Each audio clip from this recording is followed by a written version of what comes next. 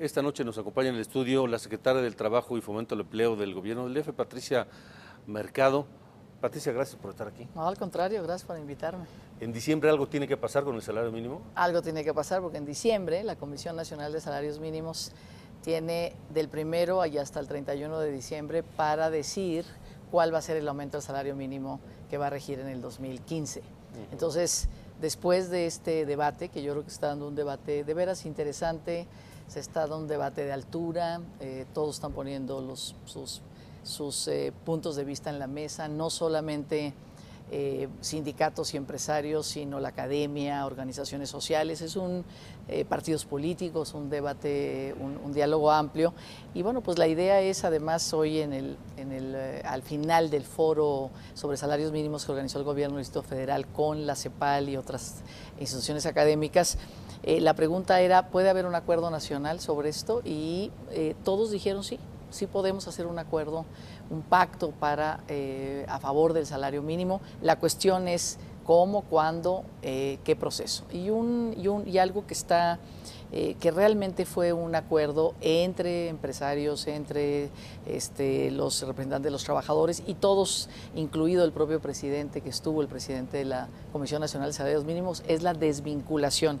Mira, el salario mínimo está vinculado a 149 artículos que impactan a 871 conceptos. O sea, pagos, multas, financiamientos, muchas cosas, ¿no? Hasta tarifas, las prerrogativas de los partidos políticos están calculadas en salarios mínimos. Entonces, claro, aumentas el salario mínimo y bueno, eso te va a ser una cuestión que efectivamente puede producir inflación.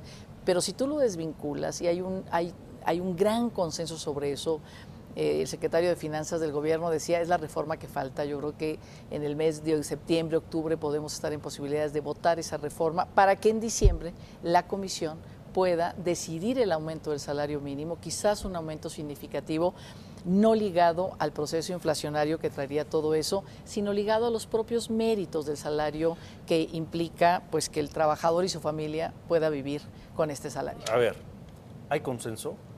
Hay consenso sobre la desvinculación. Sobre la desvinculación. Hasta ahí estamos bien. Ok. ¿Hay consenso sobre la necesidad de aumentar significativamente el salario mínimo? No, hay consenso sobre, que necesitamos aumentar los salarios, que necesitamos aumentar los ingresos de las mayorías de los trabajadores, pero el sector empresarial, la mayoría del sector empresarial dice, a ver, primero productividad, y después aumentamos el salario. Eso nos han dicho históricamente. Exactamente, nos han dicho durante 30 años. El otro sector les decimos, a ver, la receta durante 30 años ha sido, dejemos los salarios ahí. Vamos a ser más productivos. Vamos a ser más productivos, más competitivos, vamos a competir con una mano de obra barata, va a venir muchísimo la inversión, vamos a crecer. Y eso no sucedió, no estamos creciendo, no hay productividad. Y no aumentan los salarios. Y no aumentan los salarios, se quedaron absolutamente. Ya pasaron 2, 3 generaciones y no ha cambiado la receta. Entonces la receta algo tiene mal. La receta yo creo que ya se probó, no podemos seguir poniéndola en la mesa. Y además, realmente los análisis que puso la CEPAL en la mesa son no interesantes, es un diagnóstico de la realidad. Los países en América Latina ya aumentaron sus salarios mínimos y todos han demostrado que aumentan productividad, es decir, que empieza un círculo virtuoso de productividad, porque sectores empresariales dicen productividad, luego salarios. Y dices, bueno, ¿y por qué no salarios que aumenten productividad?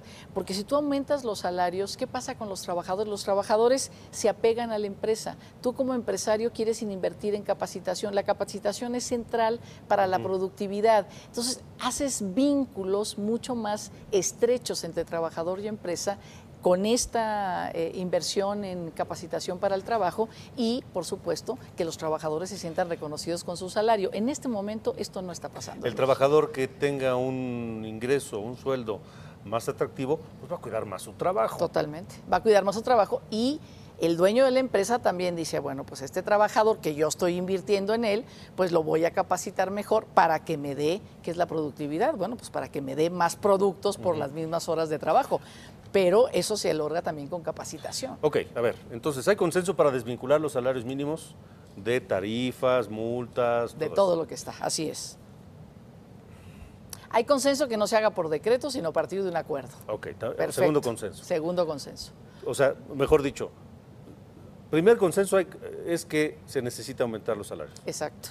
Segundo consenso, que se desvinculen de tarifas, multas, etcétera.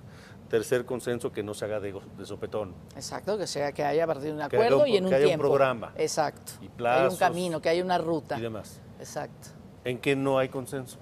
Mira, no hay consenso en la cantidad, ¿no? O sea, todos han puesto distinta cantidad o ninguna cantidad en la mesa. Yo creo que independientemente, digamos, quizás las cosas nunca se pueden hacer por consensos totales porque en realidad esos son vetos de todo mundo. Finalmente creo que se puede lograr un acuerdo político. El gobierno federal, a través del secretario Navarrete Prida, ha planteado una y varias veces: el problema no es el desempleo, el problema es el salario, el problema no es el desempleo o la productividad, el problema es la precariedad laboral. Ha planteado varias cosas su posición y han planteado el tema de la desvinculación. Hoy incluso el propio presidente de la Comisión de Salarios Mínimos, porque realmente el Congreso del Trabajo, la Unión Nacional de Trabajadores, o sea, sindicatos independientes y sindicatos más oficiales, digamos, más tradicionales, de verdad plantearon muy fuertemente la necesidad de que el salario mínimo, que está hoy en 67 pesos, está por debajo de la línea de pobreza incluso. Es decir, hoy las personas que trabajan en el trabajo formal, es decir, en empresas establecidas, no salen de la pobreza. ¿Por qué? Porque el Coneval, el Consejo Nacional de Evaluación, digamos, que mide la pobreza, dice: una persona puede vivir en este momento con 87 pesos. Una persona, ¿no? La Constitución dice: el salario le tiene que dar al trabajador la posibilidad de vivir él y su familia, ¿no?, con por lo menos lo indispensable: vivienda, vestido, alimentación. 67 pesos está muy por debajo de los 87 de la canasta básica, donde no se mide ni siquiera vivienda. Ya uno dice 87, uno dice, híjole, bueno, ¿no? Pero sería un aumento significativo. Sí, Entonces sí. creo que hay maneras de dar este primer camino. El gobierno del Distrito Federal le pidió a un grupo de expertos en México, donde incluso está asesorando la CEPAL, que le diera al doctor Mancera, le pidió al doctor Mancera: denme una ruta perfectamente con datos, con diagnósticos. ¿Qué pasaría si aumentamos? ¿Hay inflación? ¿No hay inflación? ¿La economía aguanta? ¿Cuál sería la repercusión si lo hacemos? ¿Cómo creamos el círculo virtuoso? Más o menos, como conclusión del foro, en menos de un mes estará su documento y será la propuesta del gobierno del Distrito Federal. Habrá otras.